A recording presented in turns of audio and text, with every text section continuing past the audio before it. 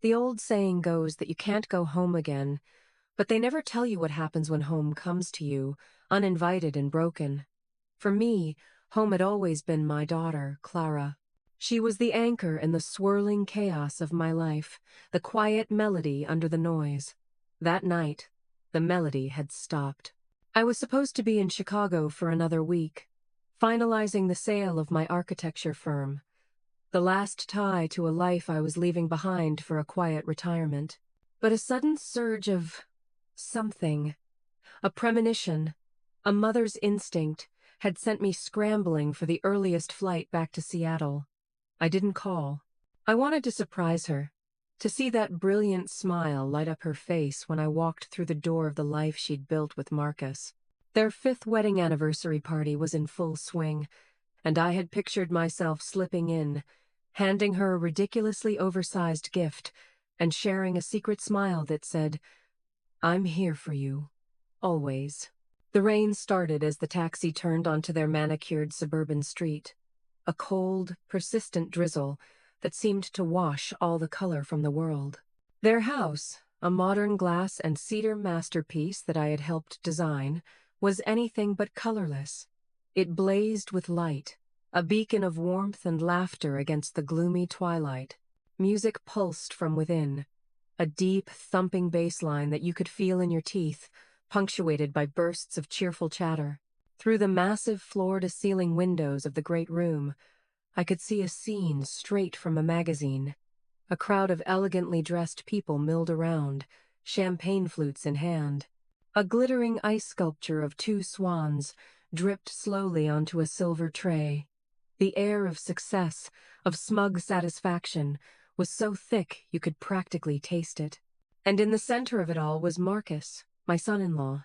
He was holding court, a magnetic grin plastered on his face, one arm draped casually around his sister, Isabel, as he regaled a small circle of admirers with some story. They all laughed, a synchronized, hearty sound that echoed into the wet night. I paid the driver, my own smile feeling stiff on my face. Something was wrong.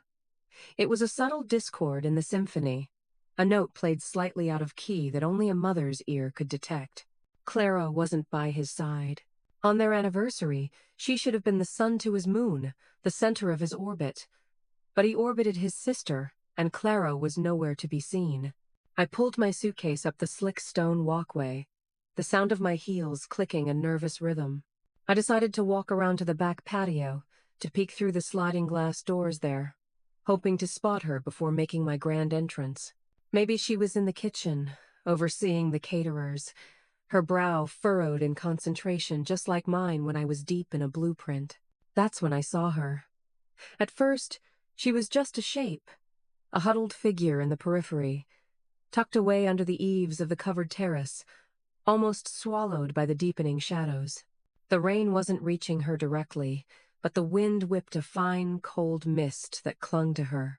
She was sitting on a single, lonely, wicker chair that had been pushed away from the main seating area, her arms wrapped tightly around herself. She was wearing the beautiful silk dress I had bought her for the occasion, a deep sapphire blue that was supposed to match her eyes, but now it was just a dark patch of color against the gloom.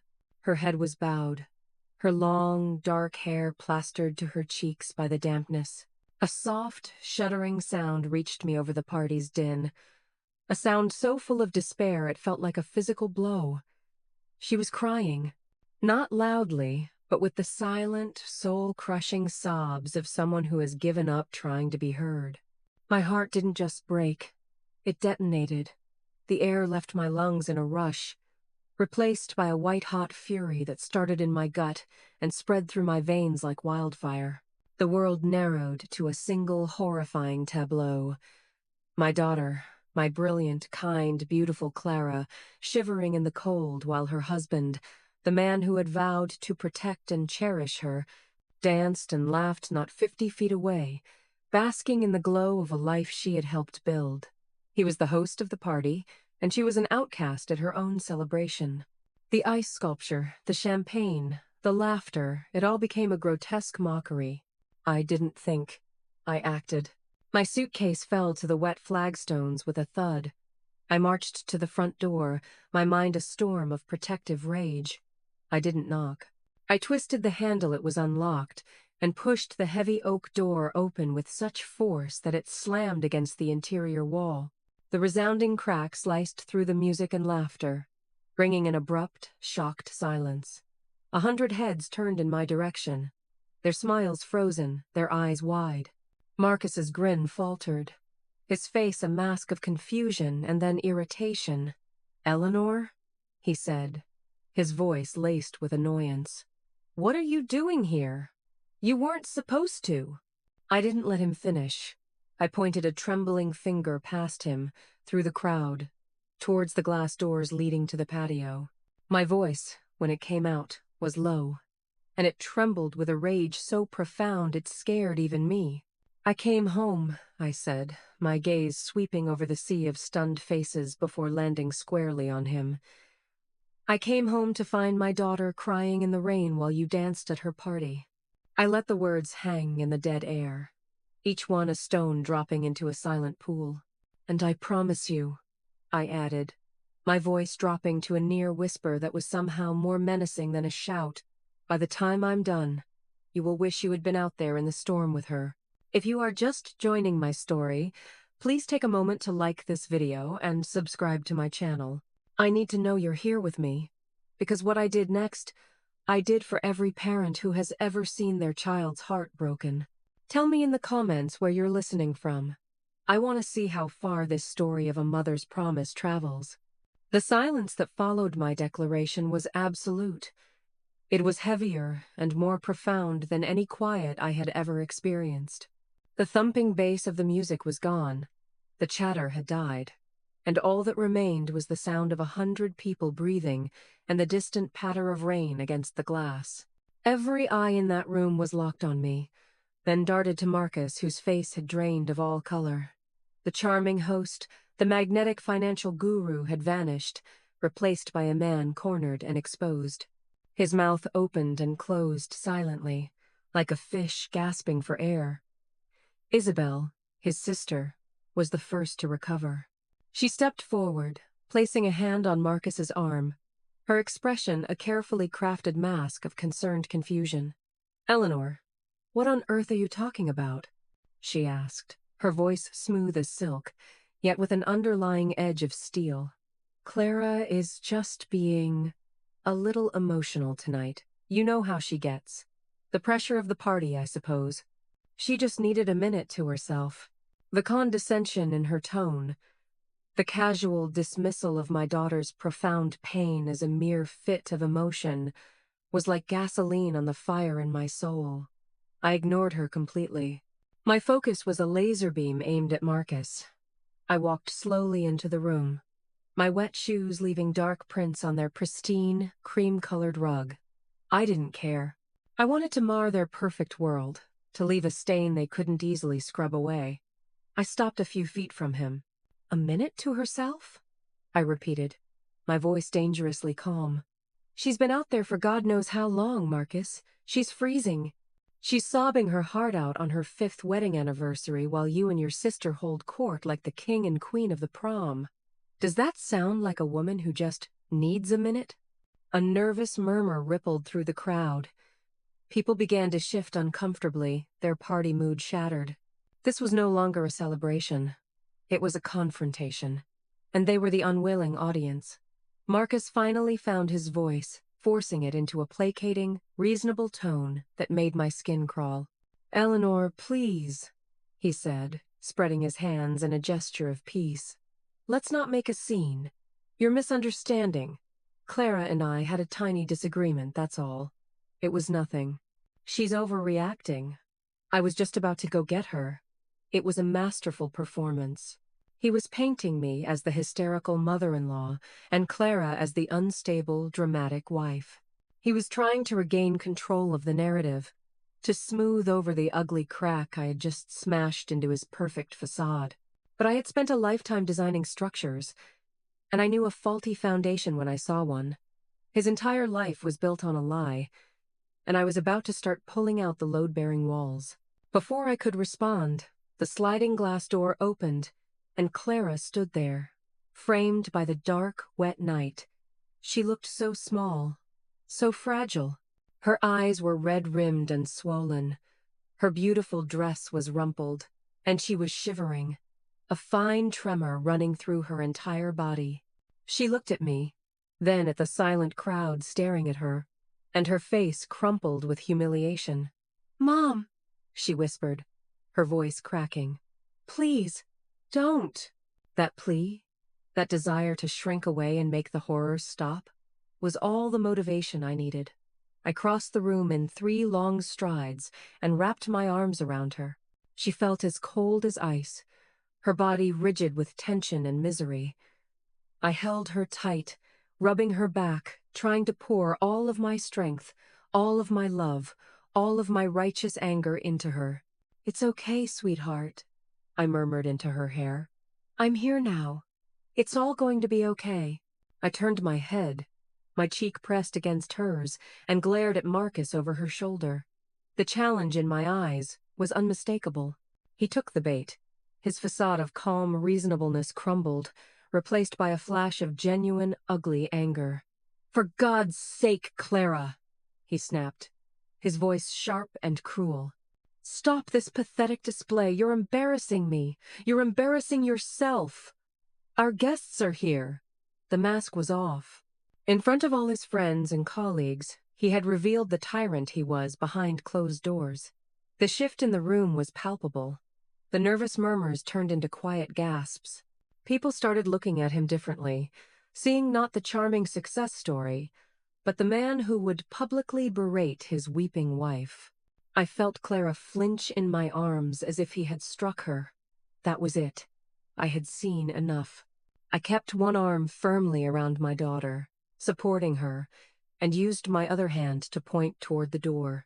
"Everyone," I said, my voice ringing with an authority I hadn't used since I ran my firm. "The party is over. Thank you for coming. Please leave now." There was a moment of stunned hesitation, and then, mercifully, people began to move. They avoided our eyes, grabbing their coats and bags in a hurried, awkward exodus. They offered quiet, mumbled apologies as they filed out, their curiosity now mixed with a heavy dose of discomfort. They had come for a party and had walked into the demolition of a marriage. Within 5 minutes, the room was empty, save for Marcus, Isabel, Clara, and me. The half-eaten canapes, the abandoned glasses of champagne, and the slowly melting ice sculpture were the only remnants of the failed celebration. The silence that descended was thick with unspoken accusations. Isabel stood by her brother, her arms crossed, her face a mask of cold fury. Marcus was pacing back and forth, running a hand through his perfectly styled hair, his jaw tight with rage. "How dare you?" he finally hissed, spinning to face me. "How dare you come into my house and do this? You have no right." "Your house?" I shot back, my voice dripping with ice. "This house that was bought with the down payment from Clara's trust fund? This house that she has turned into a home while you were out playing the big shot? And my right? I have every right. I am her mother, and I will not stand by and watch you emotionally destroy her. This ends tonight." I guided Clara towards a plush armchair and gently sat her down, then turned to face the two of them, a mother lion protecting her cub. The battle lines had been drawn, right here on the cream-colored rug that now bore the marks of my arrival. I had no idea of the depths of their depravity, of the calculated cruelty that lay beneath the surface. But I knew one thing with bone-deep certainty. I had stumbled into a war, and I had absolutely no intention of losing. The fight for my daughter's soul had just begun. With the last guest gone, the house fell into a new kind of silence, a tense, suffocating quiet that was louder than the party had ever been. The remnants of the celebration looked obscene in their cheerfulness, the vibrant floral arrangements, the glittering crystal, the half-empty bottles of expensive liquor. It was a stage set for a happy life, but the actors had forgotten their lines and were now revealing their true, monstrous selves. Marcus had stopped pacing, He stood before the great stone fireplace, his back to me, his shoulders rigid. Isabel remained by his side, a silent, venomous sentry. Her loyalty was unnerving. It wasn't just a sister supporting her brother. It felt like a co-conspirator standing with her partner in crime. Clara hadn't moved from the armchair. She was staring into the middle distance, her expression terrifyingly blank. The fight seemed to have drained out of her, leaving behind a hollow shell. I knelt in front of her, taking her icy hands in mine. "Clara, honey, talk to me," I pleaded softly. "What happened? What did he say to you?" She blinked slowly, as if coming back from a great distance. Her eyes focused on my face, and a single tear traced a path down her cheek. "It doesn't matter, Mom," she whispered, her voice hoarse. "It's always the same. I'm too sensitive. I ruin everything. I'm just not enough." Hearing her parrot those toxic, self-deprecating phrases, words that I knew had been drilled into her head by the man across the room, sent a fresh wave of rage through me. This wasn't the result of a single argument. This was the result of a long, systematic campaign of emotional erosion. He had chipped away at her confidence, her self-worth, until she believed his lies were her own truths. I squeezed her hands. "That is not true," I said with fierce conviction. "You are more than enough. You are brilliant and strong and kind. Don't you ever let him make you believe otherwise?" "Strong?" A bitter, mocking laugh came from the fireplace. Marcus turned around, his face twisted into an ugly sneer. "Your daughter is the weakest person I have ever met.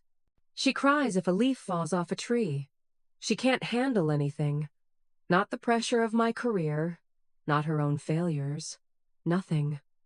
The word failures was delivered with a particular, cruel emphasis.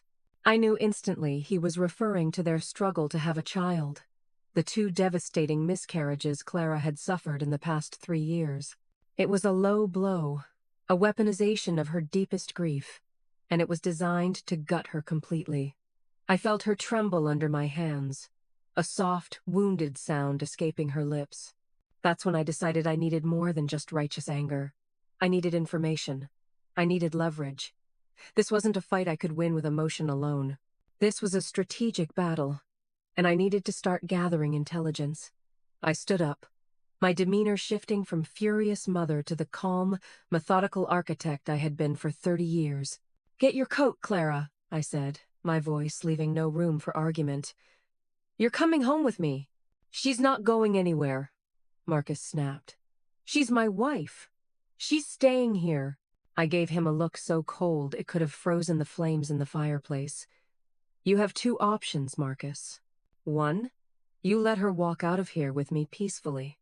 2, I call the police and show them the video I took of her shivering on your porch while you partied inside.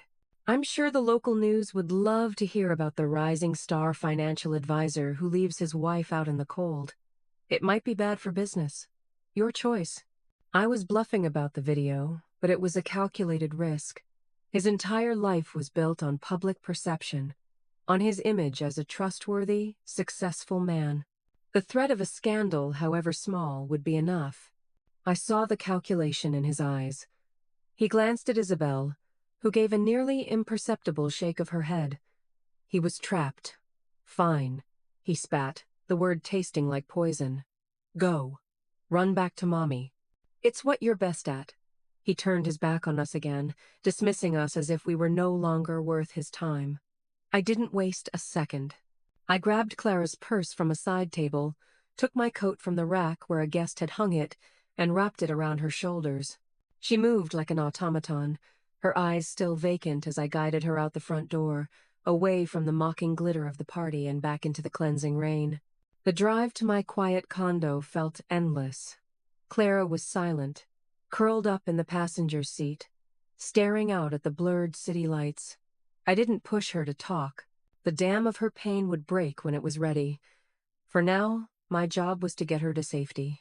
Once inside my home, a space of calm beiges and soft lighting, I settled her on the sofa with a warm blanket and a cup of chamomile tea.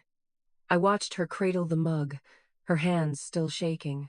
She was safe, but she was still trapped in the prison he had built in her mind. After she finally drifted into an exhausted sleep in the guest room, I sat down at my own dining table, the adrenaline of the confrontation slowly giving way to a cold, clear resolve. My mind, trained to see patterns, to analyze structures, and to find weak points, went to work. This wasn't just emotional abuse. His casual cruelty, Isabel's strange partnership with him, his panicked reaction to my threat of exposure, it all pointed to something more. It felt transactional, as if Clara wasn't just an inconvenience, but an obstacle to something they wanted. I thought about their finances. Marcus handled everything. He'd always said Clara didn't have a head for numbers, another one of his little erosions of her confidence. She had inherited a substantial trust from her father, my late husband. It was supposed to be her safety net, her future. Marcus, as her husband and financial advisor, had complete control over it. A chill, colder than the rain outside, snaked its way down my spine. This wasn't just about his ego. This was about her money. I went to the closet where I kept a box of old documents and pulled out a copy of my husband's will and the trust agreement. I wasn't a lawyer, but I had read it enough times to know the basics. The principal was protected, but the income it generated was accessible, and there were clauses, loopholes for investments and business ventures if co-signed by Clara. My mind flashed back to a conversation from a few months ago. Clara had mentioned, in passing, that Marcus and Isabel had started a small tech consulting firm, M&I Innovations, and she had invested some of her money to help them get started. She had been so proud of it, so happy to be supporting his dream. At the time, I had thought nothing of it. Now, the name itself, M&I, Marcus and Isabel, felt like a slap in the face. I pulled out my laptop, my fingers flying across the keyboard. I was no detective, but I knew how to do research. I started with a simple search for M&I Innovations. The results were sparse. A bare-bones website with stock photos and vague corporate jargon about synergizing next-gen solutions. There was no list of clients, no portfolio, no press releases. There was an address listed, a P.O. box in a commercial district. It looked less like a thriving business and more like a ghost, a digital shell designed to look legitimate from a distance. My heart began to hammer against my ribs. This was it. This was the weak point. I didn't know the extent of the rot yet, but I had found the first crack in the foundation. He wasn't just breaking my daughter's heart. He was bleeding her dry. And I realized my mission was no longer just to save her. It was to uncover the truth and take back every single thing he had stolen from her, with interest. The first step was to find someone who could follow the money. I thought of David Chen, an old friend from college. He was a quiet, unassuming man who had become one of the most ruthless forensic accountants in the city. I hadn't spoken to him in years, but I knew if anyone could unravel this web of deceit, it was him. I picked up my phone. The clock on the wall read 2 a.m. I didn't care. I dialed his number, the fate of my daughter's future hanging on whether or not he would answer. The phone rang 4 times, each electronic tone stretching into an eternity in the dead quiet of my condo. I was about to hang up, my heart sinking with the thought that this desperate, middle-of-the-night plea would go unanswered, when a groggy voice finally picked up. Chen. It was blunt, stripped of any pleasantries, the voice of a man yanked from a deep sleep. "David! It's Eleanor Vance," I said, my own voice tight with urgency. "I know it's ungodly late, and I am so sorry to call you like this, but I'm in trouble. Well, my daughter Island, and you're the only person I could think of who could help." There was a pause on the other end, the sound of rustling sheets, and a muffled sigh. Eleanor? Wow. It's been, 10 years? His voice was clearer now, the fog of sleep beginning to lift. "What kind of trouble? Are you okay?" The genuine concern in his tone was a balm to my frayed nerves. David and I had been part of a tight-knit study group in college. Two ambitious kids fueled by black coffee and a shared dream of building things, me with steel and glass, him with numbers and spreadsheets. We'd lost touch over the years, caught up in our own careers and families, but the foundation of our friendship had been solid. I was banking on that foundation now. "I'm fine," I said, taking a shaky breath. "But my daughter, Clara, her husband, Marcus, I think he's stealing from her. I think he's been using her trust fund to finance a sham company with his sister. I need you to find out. I need you to follow the money." I gave him the condensed version of the night's events, the party, Clara in the rain, the company name. I tried to keep my voice steady, to present the facts as clinically as possible, but the emotion, the raw, maternal rage, kept cracking through. David was silent for a long moment after I finished. I could almost hear the gears turning in his brilliant mind, assembling the pieces, running the initial calculations. A boutique consulting firm run by a financial advisor and his sister, funded by his wife's trust. Eleanor, that has more red flags than a military parade. He finally said, his voice now sharp and fully awake. "Okay, I'll help. Pro bono for old time's sake. But you need to get me documentation. Everything you can find. Bank statements, trust agreements, any papers Clara might have signed. Can you do that?" "Yes," I said without hesitation. "I'll get it." We agreed to meet the following afternoon at his downtown office. After hanging up, a sliver of hope pierced through my despair. I had an ally. The path ahead was still dark and treacherous, but now I had a guide.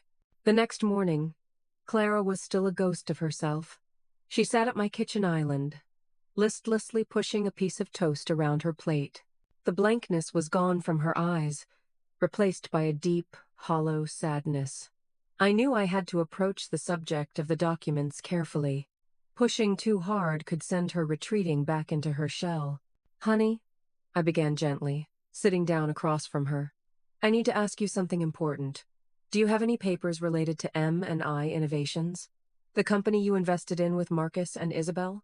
She flinched at the name, a flicker of pain crossing her face. I think so," she stammered. "Marcus had me sign some things. He said it was just standard procedure, for tax purposes." "Did you read what you were signing?" I asked, trying to keep the accusation out of my voice. She shook her head, her gaze dropping to the table. A wave of shame washed over her features. "He said it was complicated stuff, that I wouldn't understand it anyway," she whispered. "He said he would take care of it. I trusted him, Mom. I really, truly trusted him." Her voice broke on the last word, and she finally began to cry again. But this time it was different. It wasn't the hopeless sobbing of the night before. These were tears of dawning, painful realization. The gaslighting had been so effective that she was ashamed not of his betrayal, but of her own trust. "It's not your fault, Clara," I said firmly, reaching across the island to cover her hand with mine. "He manipulated you. That's not a reflection of your intelligence. It's a reflection of his character. Now, we need to be smart. We need to get those papers. Do you know where he keeps them?" "In his home office," she said, wiping her eyes. "In the gray filing cabinet. But the office is always locked, Mom. He said it was to protect sensitive client information. I don't have a key." Of course he didn't give her a key. He was protecting his own sensitive information. "Then we'll have to get one," I said, my mind already working on a plan. "You need to call him. You need to tell him you want to come back home to get some of your things, your clothes, your personal items. You have to act subdued, contrite even. Make him think you've accepted that it was all your fault. Make him lower his guard." Clara looked at me, horrified. "I can't do that, Mom. I can't pretend to be that person anymore. I can't grovel to him." "You won't be groveling," I explained, my voice low and intense. "You will be acting. You will be the intelligent, capable woman I raised, playing a role to get what we need. Think of it as a strategic maneuver. We are gathering reconnaissance before we launch our attack. Can you do that for me?" For yourself? I saw a spark ignite in her eyes. The first flicker of the fire I knew she had inside her. The idea of fighting back, of being part of a plan instead of just a victim, appealed to her. She took a deep, fortifying breath and nodded. Okay, she said, her voice stronger. Okay, Mom. I'll do it. The phone call was one of the most difficult things I have ever had to witness. I stood beside her, listening on speakerphone. My fists clenched as she spoke to him. Her voice was soft and shaky, a masterful performance. She apologized for the scene I had made. She said she had overreacted. She just wanted to come by that afternoon to pick up some things so she could give him some space. Marcus, on the other end, was smug and condescending, his tone oozing with false magnanimity. Of course, Clara, he said patronizingly. I think that's a very mature decision. I'll be in meetings all afternoon, but Isabel will be there to let you in. Just try not to be too dramatic about it, okay? The arrogance, the sheer audacity of him, was breathtaking. But it was exactly what we wanted. With him gone, and only Isabel there, our chances were better. That afternoon, we drove back to the house. Seeing it in the daylight didn't make it any less of a crime scene. As we pulled into the driveway, Isabel opened the front door. Her arms crossed, a smirk playing on her lips. She was enjoying this, enjoying seeing Clara brought low. He said you could get your things from the bedroom and the master bath only, Isabel said, her voice sharp. Don't go anywhere else. Of course, Clara murmured, her head bowed as she walked past. I followed, giving Isabel a brief, neutral nod. While Clara went upstairs, my job was to create a diversion. I feigned a sudden dizzy spell. Oh my, I said, pressing a hand to my forehead and leaning against a wall. I think I need a glass of water. All this stress. Isabel rolled her eyes, but the obligations of hospitality, however thin, compelled her to act. The kitchen is this way, she said with a sigh of exasperation, leading me away from the base of the stairs. As she was filling a glass at the sink, I accidentally knocked a large vase of flowers off the counter. It shattered on the floor, sending water, glass, and lilies everywhere. Oh, I am so terribly sorry, I exclaimed, my voice full of feigned horror. How clumsy of me. Let me help you clean this up. The mess was significant.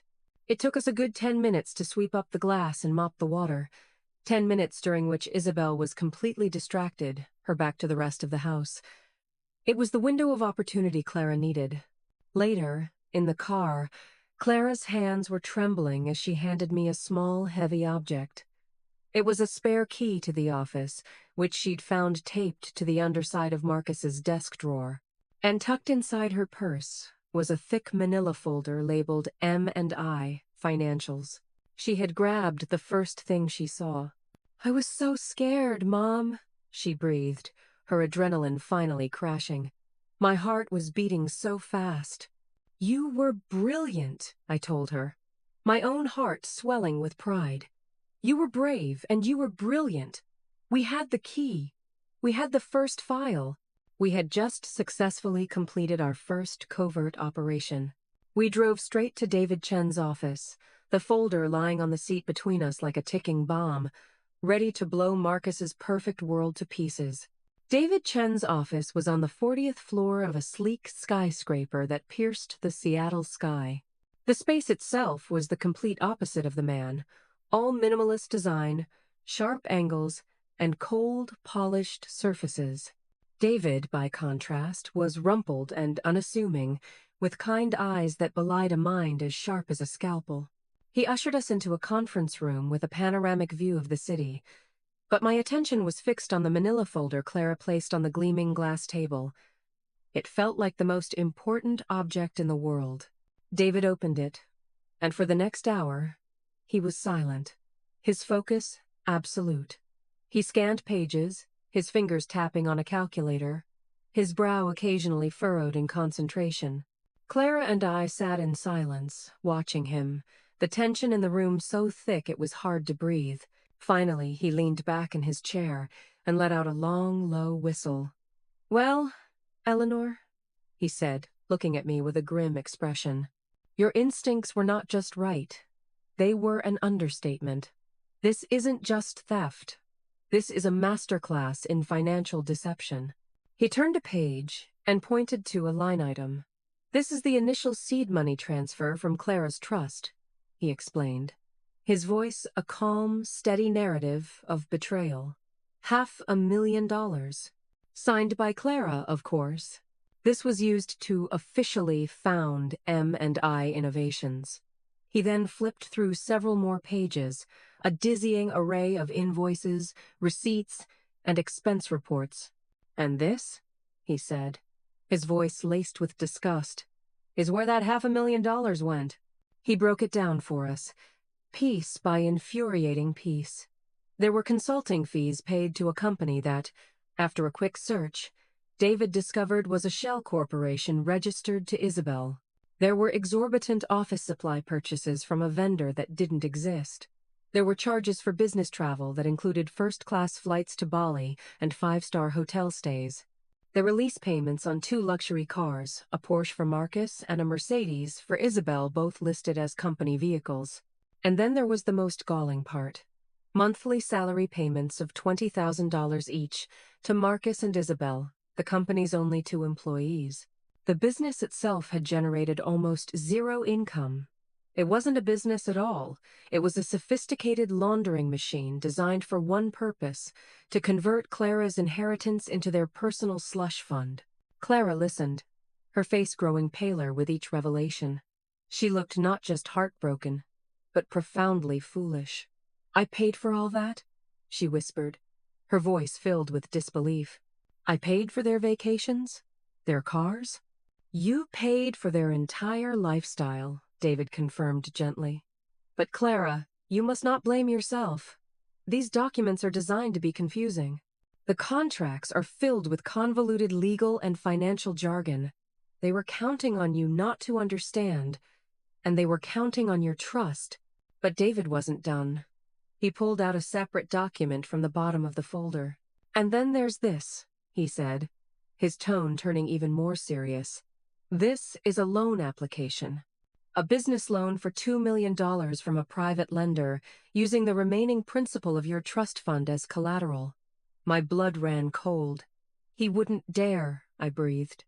He did, David said, pointing to the bottom of the page. And he got the loan. The funds were dispersed 2 months ago. He looked at Clara. Is this your signature? Clara leaned forward, her eyes squinting at the page. She stared at it for a long time, then shook her head slowly. No, she said, her voice barely a whisper.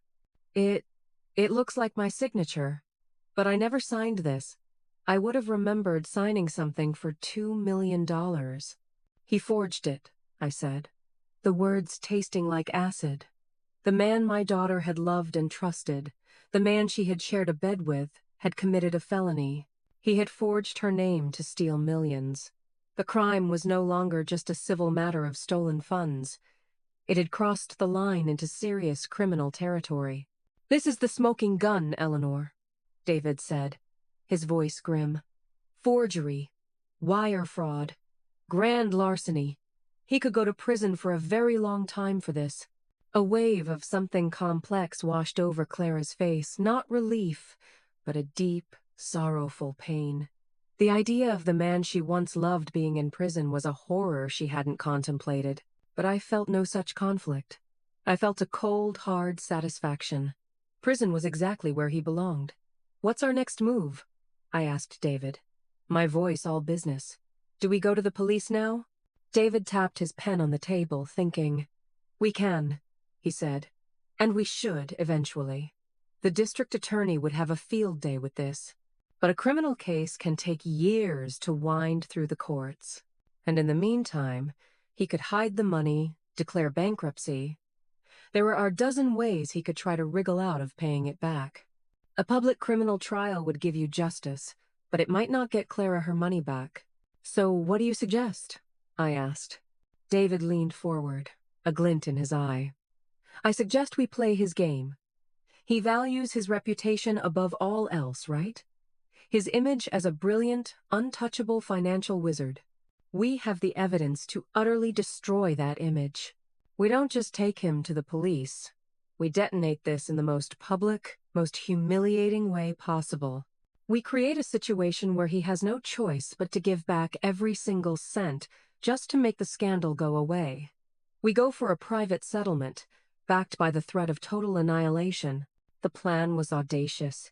It was ruthless. And it was perfect. It wasn't just about justice anymore. It was about retribution. I wanted him to feel a fraction of the humiliation he had inflicted upon my daughter. How do we do that? Clara asked, her voice a little stronger now, a spark of fight returning to her. She was starting to see him not as the husband who betrayed her, but as the enemy who needed to be defeated. We need to find the perfect stage, David said, a slow smile spreading across his face. We need to find an event, a moment when he is at the absolute peak of his arrogance, surrounded by everyone whose opinion he cares about. A moment where he feels completely untouchable, and that's when we pull the pin on the grenade. My mind immediately began racing, scanning through possibilities. A charity event? A conference? As I thought, my phone buzzed with a notification, an email from a design magazine I subscribed to. The subject line read, "Nominees announced for the Seattle Financial Leadership Award." My heart skipped a beat. I opened the email, my eyes scanning the list of names. And there it was. Nominee for Advisor of the Year, Marcus Thorne. The awards gala was in 1 month. "I think I've found our stage," I said, turning my laptop around to show them. A predatory smile, one I didn't recognize as my own, spread across my face. Marcus loved the spotlight. We were about to give him the performance of a lifetime. We had the evidence, we had the motive, and now we had the venue. The trap was about to be set. The next month was a blur of covert activity. My quiet, orderly condo transformed into a strategic command center. Stacks of financial documents covered my dining table. My laptop hummed with encryption software, and the air crackled with the energy of a meticulously planned siege. Clara, bless her heart, underwent a stunning transformation. The hollowed-out victim was gone, replaced by a focused, determined warrior. The pain was still there, visible in the sad quiet of her eyes, but it was now overlaid with a new, hard-won resolve. She spent hours with David, learning to navigate the complex financial trails. Her quick mind, which Marcus had tried so hard to convince her was inadequate, soaking up the information like a sponge. She was not just a victim in this fight anymore. She was an active combatant, reclaiming her own power one spreadsheet at a time. My role was that of the general, the architect of Marcus's downfall.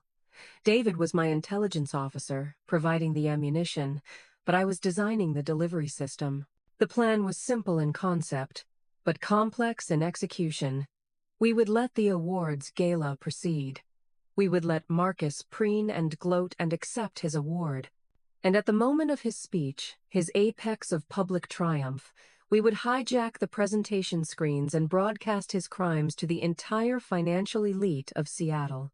We would show them the forged signatures, the flowcharts of laundered money, the extravagant vacations paid for with stolen funds. We would strip him bare in front of the very people he so desperately wanted to impress. But as David and I dug deeper, we realized we needed more than just financial data. Financial fraud is shocking, but it can be dry, impersonal. To truly destroy him, we needed to make it personal. We needed to show the human cost of his greed. We needed to show not just the crime, but the cruelty. "We need to know everything, Eleanor," David said one evening, looking up from a particularly damning set of bank statements. "We need to know how they operated day to day, how they justified this to themselves. We have the what, but we need the why and the how to make it resonate." He was right. We needed an inside source, a window into their private world. That's when I decided to hire a private investigator. Not for dirt on Marcus, we had plenty of that, but for Isabel. She was the enigma in this equation. Her fierce loyalty to her brother, her active participation in the scheme. It felt deeper than simple greed. There was a desperation to her that I couldn't quite place. I found a PI named Frank, a gruff ex-cop with a reputation for being discreet and thorough.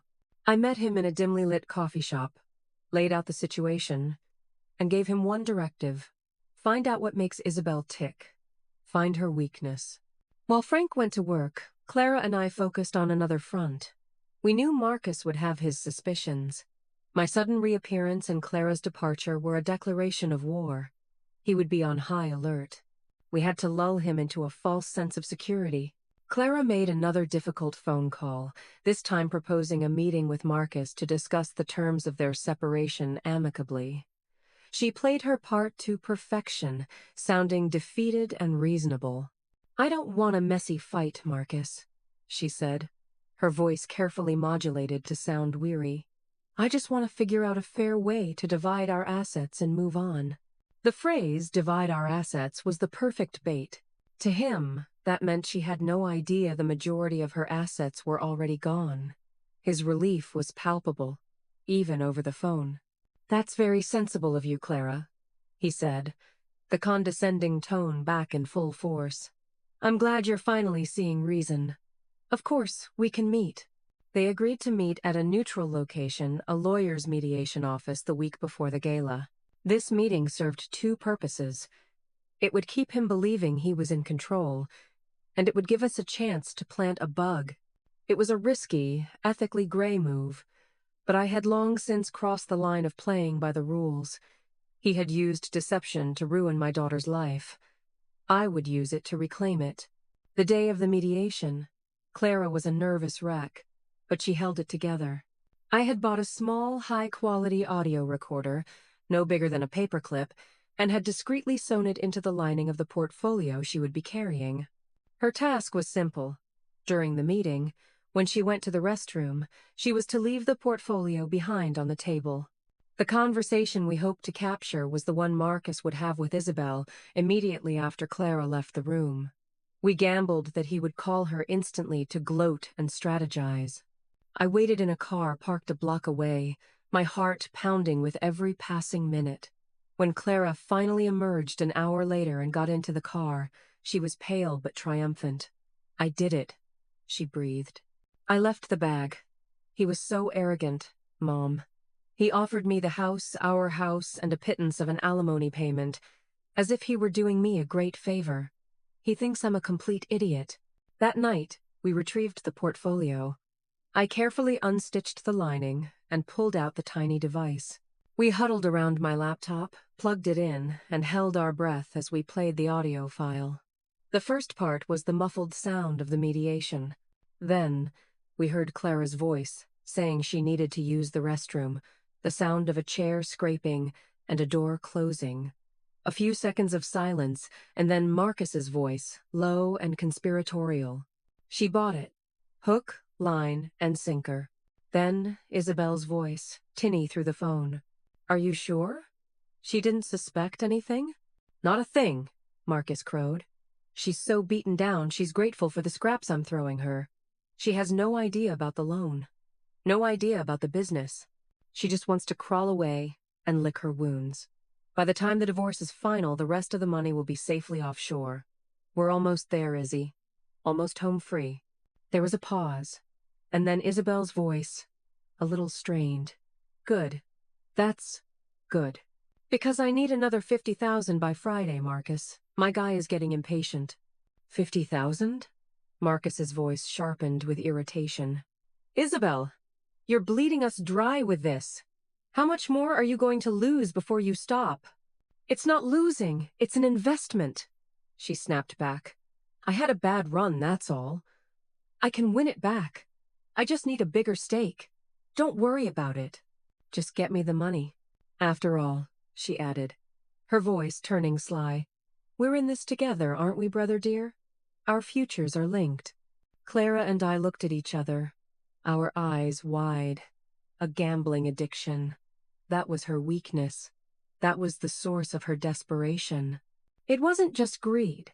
It was a compulsion that Marcus was enabling, and likely exploiting, to keep her tethered to his scheme.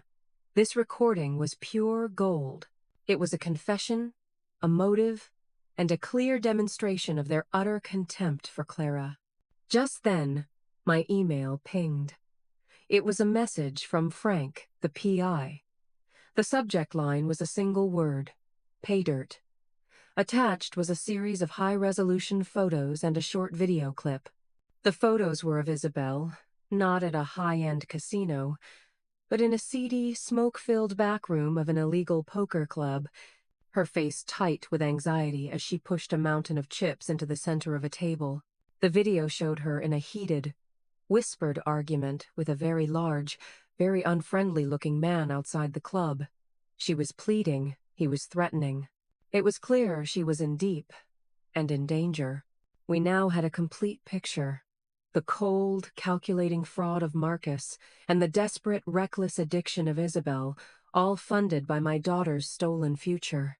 We had the financial documents, the forged signature, the confession on tape, and now, photographic evidence of the secret that was driving Isabel's complicity.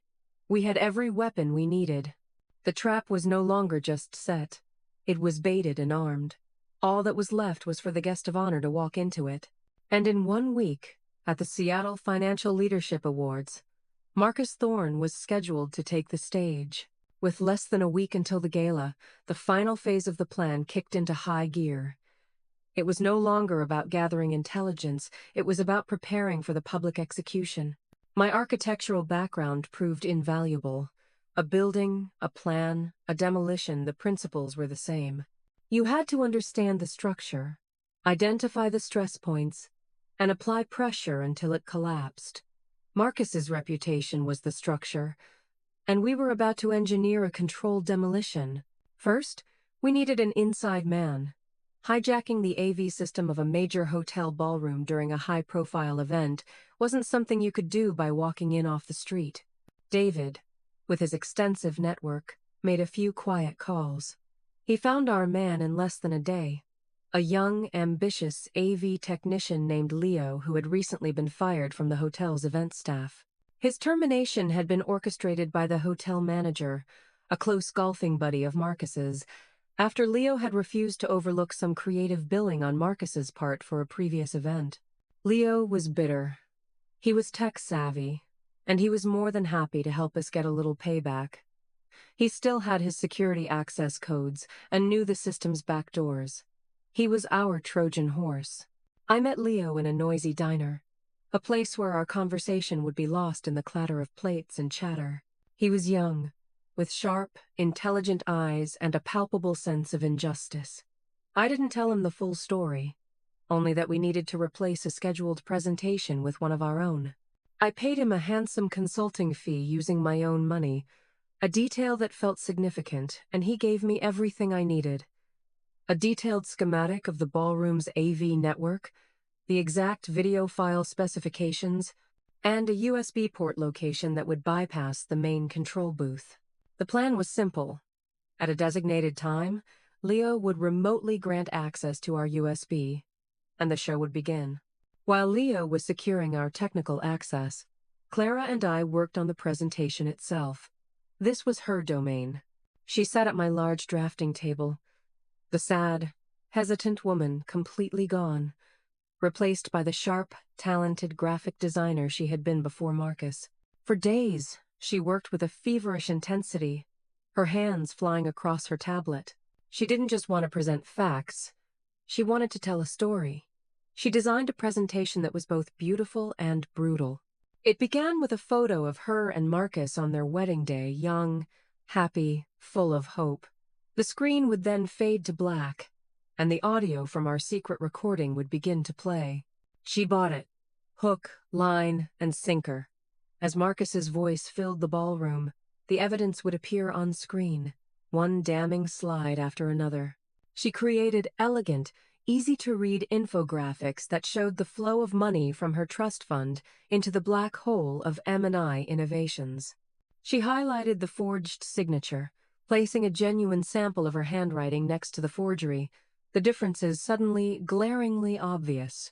She overlaid the dates of their luxury vacations with the dates of the fraudulent wire transfers.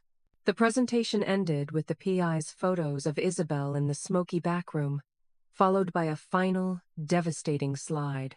A single bank statement showing the $2 million loan, with the forged signature magnified to fill the entire screen. The final slide would simply read, "Congratulations on your award, Marcus. You earned it." It was a masterpiece of narrative destruction. Watching her create it, I felt a fierce, gut-wrenching pride. Marcus had tried to extinguish her light, to convince her she was worthless. But here, in this act of creative revenge, she was rediscovering her brilliance. She was turning her pain into art, and her art into a weapon. The final piece of the puzzle was our own attendance at the gala. We couldn't just be invisible saboteurs. We had to be there to witness it. We needed to see his face when his world came crashing down. Getting tickets was easy enough. It was a charity event, and money could buy a seat at any table. I bought 2 tickets at a table near the back, where we could observe without being too conspicuous. Then came the question of what to wear. It felt frivolous, but it was important. This was a declaration of war, and you don't go into battle in your pajamas. We went to a high-end boutique, a place Clara hadn't set foot in for years. Marcus had always controlled her wardrobe, preferring her in muted conservative styles that made her blend into the background. "Nothing too flashy, Clara," he'd always say. "Let's not draw unnecessary attention." Today, we were going to draw all the attention. I watched as Clara tried on dress after dress. Finally, she emerged from the dressing room in a gown that made me gasp. It was a stunning, form-fitting dress of emerald green silk. It was bold, it was elegant, and it screamed confidence. It was the color of new beginnings, of life, of money. Her money. "I'll take it," she said, looking at her reflection in the mirror, not with vanity, but with a look of rediscovery. She was seeing not the broken wife, but the woman she was meant to be. I chose a simple, elegant black gown for myself, the kind of dress that was powerful in its understatement. We were no longer victims cowering in the shadows. We were architects of justice, and we were dressing for the occasion. The night before the gala, our command center was a hive of final preparations. David came over to review the presentation one last time, checking every number, every date. Leo called to confirm our technical plan was locked in. Frank, the PI, delivered a final report, detailing the name of the loan shark Isabel was indebted to a man with a very unpleasant reputation. Every piece was in place. I found Clara standing on my balcony, looking out at the city lights. The green dress was hanging on her closet door, shimmering in the dim light. "Are you scared?" I asked softly, coming to stand beside her. She was silent for a moment, then she nodded. "Terrified," she admitted. "But it's a different kind of fear, Mom. It's not the fear of him, of what he'll say or do to me. It's the fear you feel right before you step off a high dive. It's the fear of doing something big, something irreversible." "That's not fear, sweetheart," I said, putting my arm around her shoulder and pulling her close. "That's power. You're just not used to the feeling yet." We stood there together, mother and daughter, 2 soldiers on the eve of battle, watching the city glitter below us. The next night, we wouldn't just be attending a party. We would be setting a fire and dancing in the ashes. The night of the gala arrived with an electric tension that hummed in the air. As we got ready, my condo felt like a dressing room backstage before a life-altering performance. Clara was transformed. In the emerald green dress, with her hair styled in soft, elegant waves, and her makeup accentuating the newfound strength in her eyes, she was breathtaking. The change was more than just cosmetic. It was in the way she held herself, her shoulders back, her chin high. She was no longer the woman who hunched against the cold, but a queen ready to reclaim her kingdom. I wore my black gown, a string of my late husband's pearls, my only adornment. We were a portrait of quiet, formidable grace. We took a car to the hotel, a grand, historic building in the heart of downtown Seattle. The ballroom was even more opulent than I had imagined.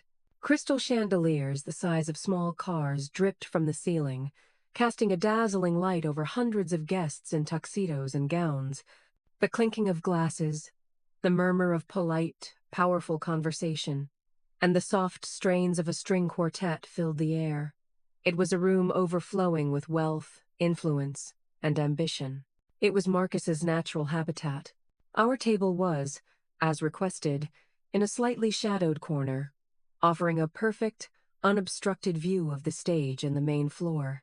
From our vantage point, we were observers, ghosts at the feast, waiting for the opportune moment to begin our haunting.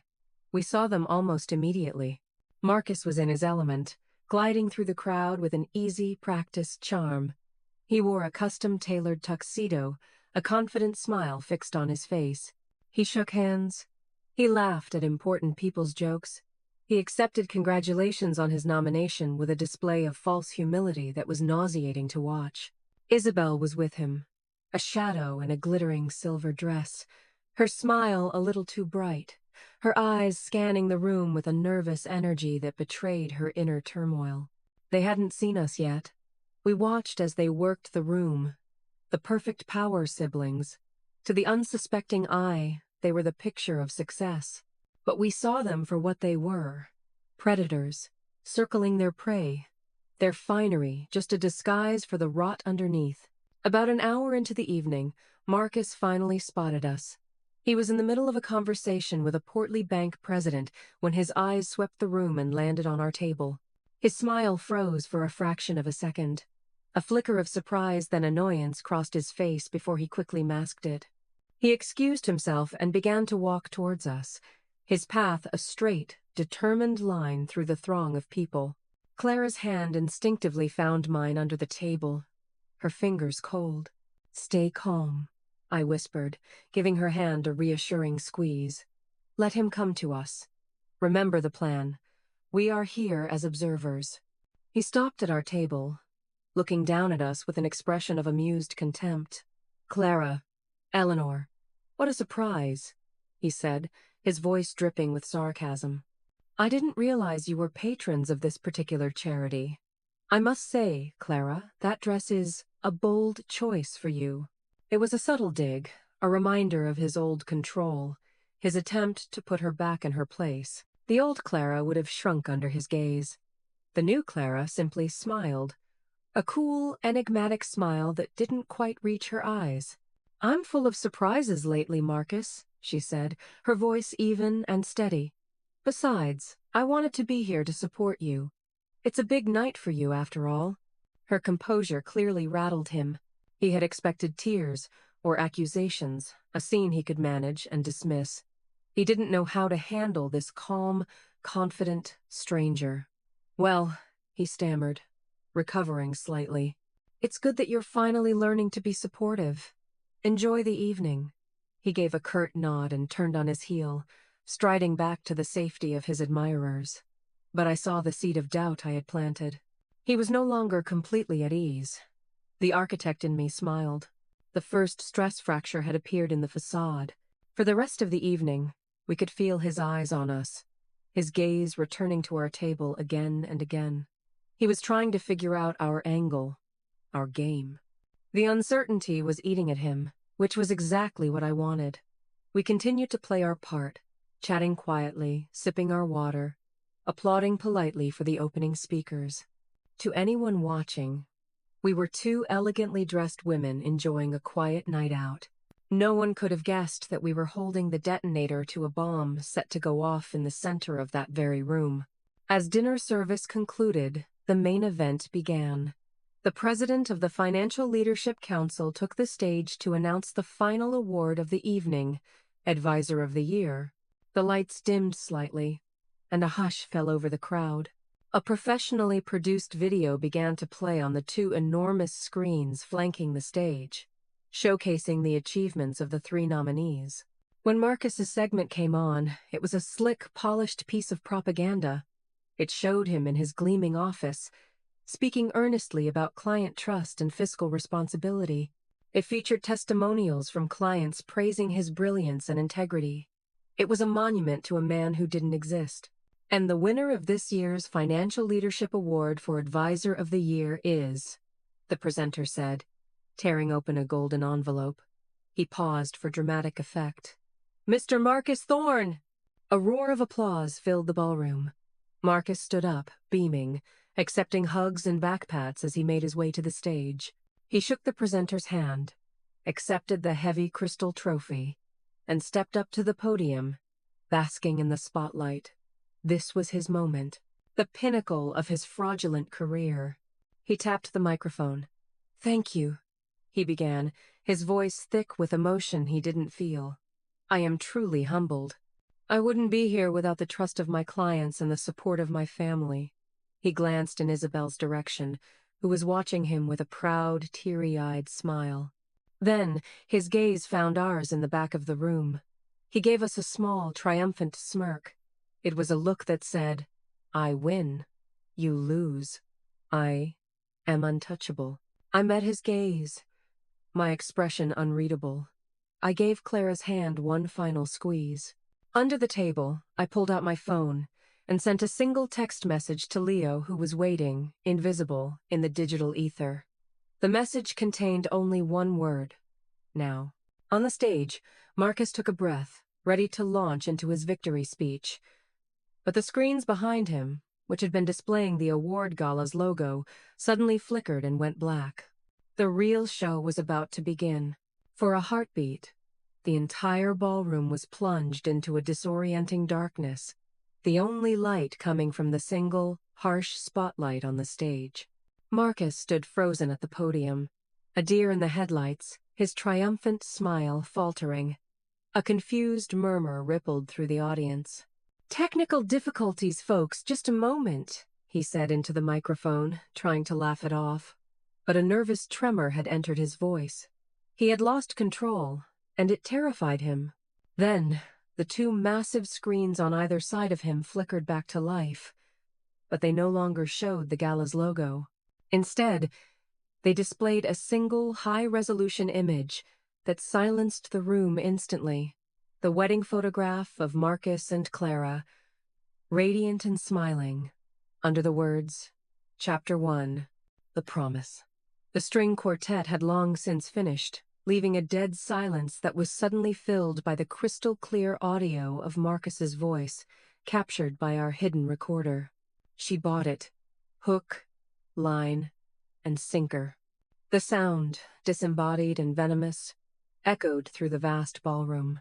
A collective gasp went through the crowd. People leaned forward in their seats, their faces a mixture of confusion and dawning horror. Marcus's face went completely white. He stared at the screens, then out at the audience, his mouth agape. He looked like a man who had just seen his own ghost.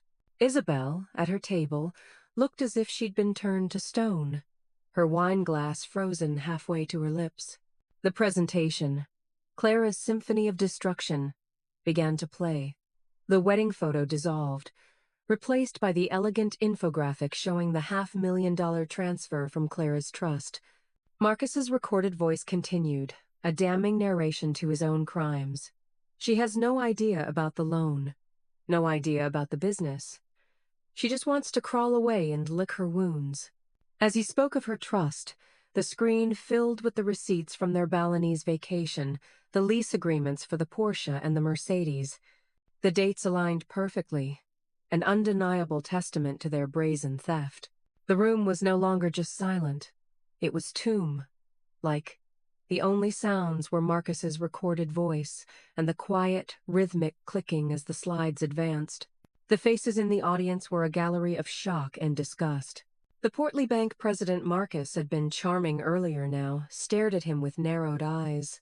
His colleagues, his clients, the city's financial elite, they were all witnessing the complete and utter implosion of his reputation in real time. The presentation moved on to the forged signature. Clara's beautiful, flowing handwriting appeared on one side of the screen, taken from an old birthday card. On the other side was the clumsy, fraudulent signature from the $2 million loan document. The two were magnified, side by side, the differences in pressure and form now screamingly obvious to even an untrained eye. A new audio clip played. This one of a handwriting expert David had hired, calmly and clinically explaining why one was a clear forgery of the other. Marcus tried to speak, to stop the onslaught. This is a fabrication! Slander! He stammered into the microphone, but his voice was drowned out by the next audio clip. Isabel's panicked voice demanding another $50,000 for her gambling debts. My guy is getting impatient. As her voice filled the room, the screen switched to the PI's photos. There was Isabel, in the seedy, illegal poker club, her face a mask of desperation. There she was again, in the dark alley, pleading with the hulking loan shark. The story was now complete. It wasn't just greed. It was a sordid tale of fraud, forgery, and addiction. The final slide appeared. It was the bank statement showing the $2 million loan deposit. The forged signature was circled in a blood-red line, and below it, the text Clara had written, simple and devastating. "Congratulations on your award, Marcus. You earned it." The screens went black. The house lights came up.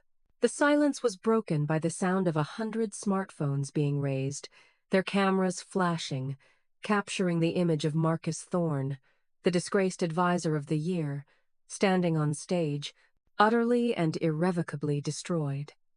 He stood there for a long moment, blinking in the sudden light, his face a grotesque mask of horror and disbelief. The crystal award slipped from his numb fingers and shattered on the stage, the sound as sharp and final as a gunshot. Then chaos erupted. People were shouting, standing up, pointing. A woman at a nearby table audibly gasped, "My God, my entire portfolio is with him!" The media, who had been there to cover a boring awards ceremony, had just been handed the biggest financial scandal of the year. Reporters were scrambling, shouting questions, their cameras flashing relentlessly. Security guards rushed the stage, not to protect Marcus, but to contain the situation. Amidst the pandemonium, I watched him. I watched as the structure of his life, so carefully built on lies, crumbled into dust around him. I saw Isabel, her face ashen, push back her chair and flee the ballroom, shoving people out of her way in a desperate bid to escape. And I saw Marcus, his shoulders finally slumping in defeat, be escorted off the stage, his face not angry, not sad, but simply empty. The confident, arrogant man was gone, leaving only a hollowed-out fraud. In our quiet corner, Clara began to shake, not with fear, but with the release of years of pent-up pain. Tears streamed down her face, but for the first time, they were not tears of sorrow. They were tears of liberation. I wrapped my arm around her, holding her as she wept. "You did it," I whispered in her ear. "You took back your life." She looked up at me, a watery, triumphant smile spreading across her face. "No, Mom," she said, her voice clear and strong despite the tears. "We did it. Together, we stood up. We didn't sneak out. We walked with our heads held high through the chaos, through the flashing cameras and the shocked stares. No one noticed us. All eyes were on the ruins of the man on the stage. We were the architects of his demolition. And now, we were walking away from the rubble, towards the clear, open sky of a new beginning. The aftermath of the gala was a media firestorm, a whirlwind of headlines and news reports that consumed the city for weeks. Advisor of the Year exposed in multi-million-dollar fraud scheme. Thorne Gallagate. A tale of forgery and betrayal. Marcus became a pariah overnight. His clients fled in droves. His firm imploded. And the financial institutions that had once celebrated him now tripped over themselves to publicly denounce him. The video of his public humiliation went viral, a permanent, digital monument to his disgrace. Within 48 hours, the district attorney's office, armed with the beautifully packaged evidence from our presentation and a mountain of public pressure, filed official charges. Marcus and Isabel were arrested. The images of them being led away in handcuffs, Marcus with his head bowed, Isabel trying to hide her face from the cameras were a stark and satisfying contrast to the glamorous figures they had cut at the gala. Their legal battle was swift and brutal. Faced with irrefutable evidence, including the testimony of the loan shark who was more than happy to cooperate in exchange for a lighter sentence on his own illegal gambling charges, they had no defense.